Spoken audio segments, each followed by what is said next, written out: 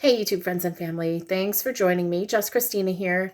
So it's been a very long day, but I want to make a very brief video before I call it a day because I made some observations over the past week that came into the epiphany of what they are today. So without further ado,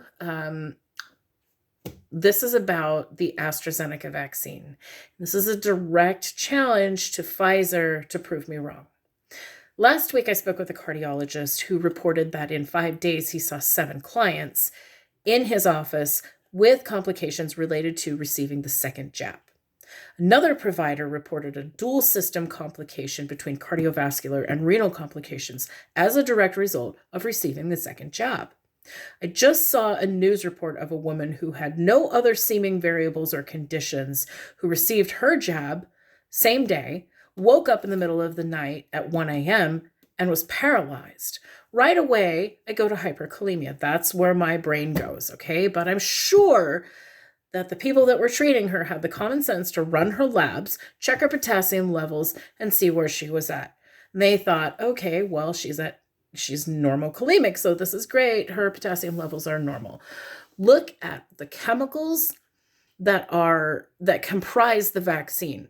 It is laden with potassium.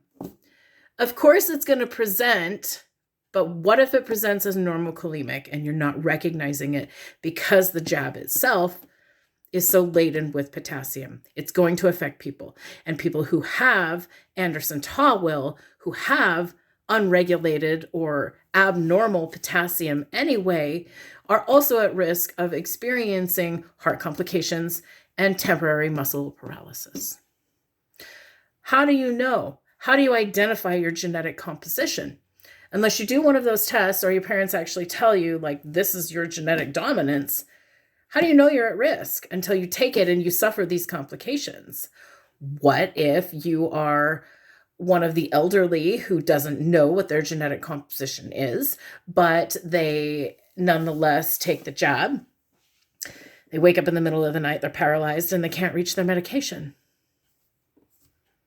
That's on you, Pfizer. That's your fault.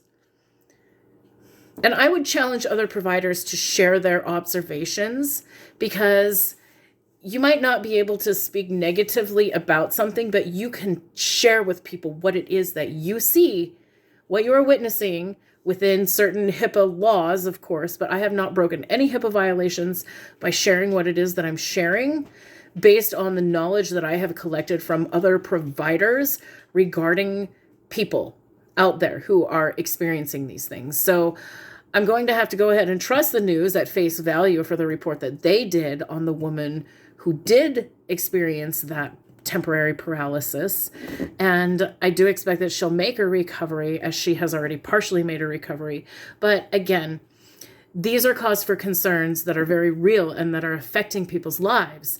And if Pfizer is not accountable based on their own immunity from complications from this, and we remain the guinea pigs, what accountability do they have?